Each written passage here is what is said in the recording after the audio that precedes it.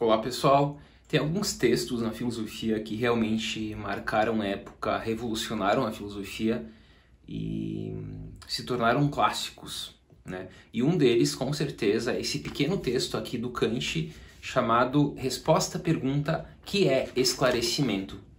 É um texto de pouquíssimas páginas, mas é um texto marcante. E toda vez que nós falamos de iluminismo, do século das luzes, da ilustração, do esclarecimento, sempre lembramos desse texto do Kant como um grande marco para o entendimento não só da questão do iluminismo, essa questão histórica do iluminismo, mas inclusive também como um texto que pode nos auxiliar até mesmo na nossa vida intelectual. Ao ler esse texto, tu pode fazer uma análise dele, tentando aplicar e entender o texto a partir da tua vida intelectual, da tua vida de estudos, tendo obviamente como pano de fundo esse debate sobre a questão do esclarecimento, do aufklärung. O que eu vou fazer agora? Eu vou citar apenas os 3 primeiros parágrafos desse texto e comentar eles, mostrando o poder que esse texto possui. E com isso também fazer algumas menções aqui a alguns conceitos centrais que estão nesse parágrafo 1, 2 e 3 aqui do texto. Então eu vou para o primeiro parágrafo agora, citando Kant então. Esclarecimento, aufklärung, é a saída do homem de sua minoridade, do qual ele próprio é culpado. Então a minoridade aqui para Kant é justamente um estado onde o ser humano está, se encontra, e que ele é culpado. Ele não foi posto lá por alguém, por uma instituição, mas ele mesmo é culpado pela sua preguiça de estar lá. Continua Kant. A minoridade, o que é afinal de contas, né? Aqui ele explica. A minoridade é a incapacidade de fazer uso de seu entendimento sem a direção de outro indivíduo.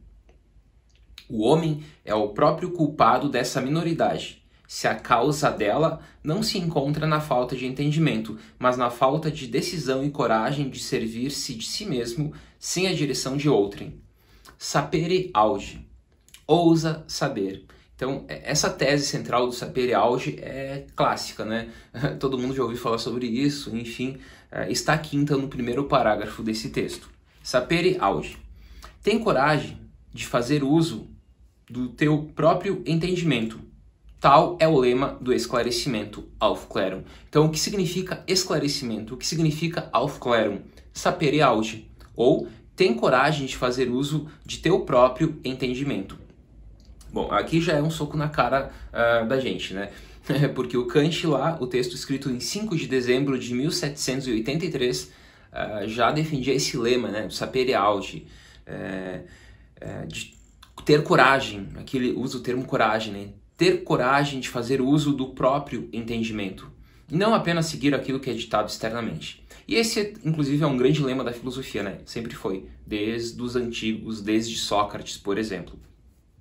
Vou para o segundo parágrafo agora.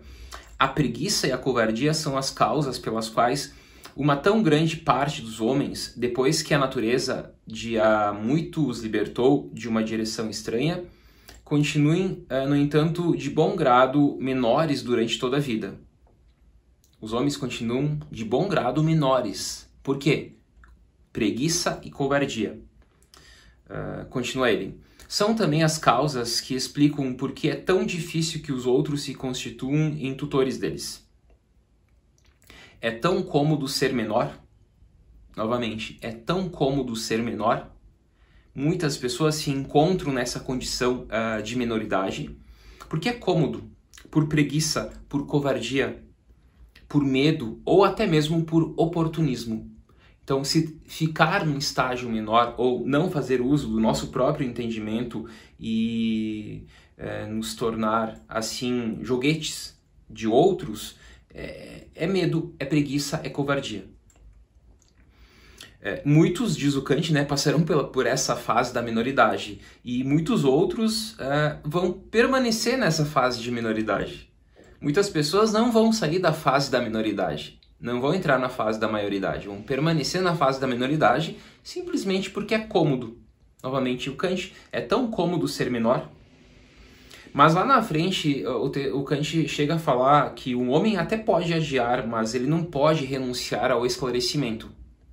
Mas, de modo geral, muitos acabam mesmo assim ficando presos a esse estágio da minoridade. Se tem um livro que faz, às vezes, de meu entendimento, um diretor espiritual, que por mim tem consciência, primeiro exemplo que ele dá, depois ele continua com outros exemplos. Um médico que por mim decide a respeito de minha dieta, etc. Então, não preciso de esforçar-me eu mesmo. Então, se eu tenho alguém que me guia espiritualmente, se tenho um médico que me orienta fisiologicamente, eu não preciso me esforçar. Não tenho necessidade de pensar quando posso simplesmente pagar. E aqui, obviamente, ele não está falando apenas desses dois exemplos, são apenas dois exemplos particulares. A gente aqui tem que pegar a ideia como um todo e entender que muitas vezes nós pagamos para os outros pensarem para a gente. E nós apenas seguimos aquilo que é ditado externamente, não fazendo assim uma análise das nossas crenças. E a filosofia possui esse papel da crítica das nossas crenças. Novamente, o Kant não tem a necessidade de pensar quando posso simplesmente pagar. Outros irão se encarregar em meu lugar dos negócios desagradáveis. A imensa maioria da humanidade considera a passagem à maioridade difícil e, além do mais, perigosa. Difícil e perigosa essa passagem da minoridade para a maioridade. A imensa maioria da humanidade. Difícil e perigosa, porque aqueles tutores de bom grado tomaram o seu cargo a supervisão dela.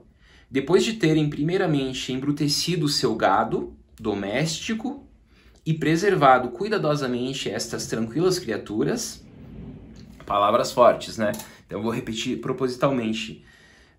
Embrutecido o seu gado doméstico e preservado cuidadosamente essas tranquilas criaturas a fim de não ousarem dar um passo fora do carrinho para aprender a andar, no qual as encerraram, mostraram-lhes em seguida o perigo que as ameaça se tentarem andar sozinhas. Perigo. Ora, este perigo, na verdade, não é tão grande, pois aprenderiam muito bem a andar finalmente, depois de algumas quedas. Basta um exemplo desse tipo para tornar tímido o indivíduo e atemorizá-lo em geral para não fazer outras tentativas no futuro. Há esse medo, há essa preguiça, essa covardia em relação a este perigo, mas ele não é tão assim como o Kant diz, assim, tão algo que dá temor pra gente, né? Claro que teríamos algumas quedas, obviamente, mas iríamos aprender com essas quedas. E finalizo com o terceiro parágrafo. É um texto longo, de algumas páginas, né? Eu estou lendo aqui apenas os 3 primeiros parágrafos, por ser riquíssimo esses 3 parágrafos, mas deixo também aqui a dica para vocês lerem o texto completo depois desse vídeo. É difícil, portanto, para um homem em particular desvencilhar-se da minoridade que para ele se tornou quase uma natureza.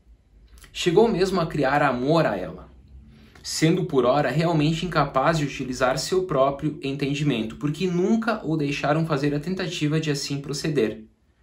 Né? Novamente, mais comentando aqui, repetindo aquilo que o Kant já falou, o ser humano chegou a criar amor por essa minoridade. Ele ama essa condição. Continua ele. Preceitos e fórmulas, os dois conceitos aqui, né? Preceitos e fórmulas, estes instrumentos mecânicos do uso racional ou antes do abuso de seus dons naturais são os grilhões de uma perpétua minoridade. Preceitos e fórmulas são os grilhões de uma perpétua minoridade. Quem deles se livrasse só seria capaz de dar um salto inseguro mesmo sobre o mais estreito fosso, porque não está habituado a este movimento livre. Por isso, são muito poucos aqueles que conseguiram, pela transformação do próprio espírito, emergir da minoridade e empreender então uma marcha segura. O grande lema, obviamente, é que sapere aude, ousa saber, ou seja, dá esse passo seguinte que normalmente quem está preso na minoridade não dá por preguiça ou covardia. Forte abraço e até o próximo vídeo.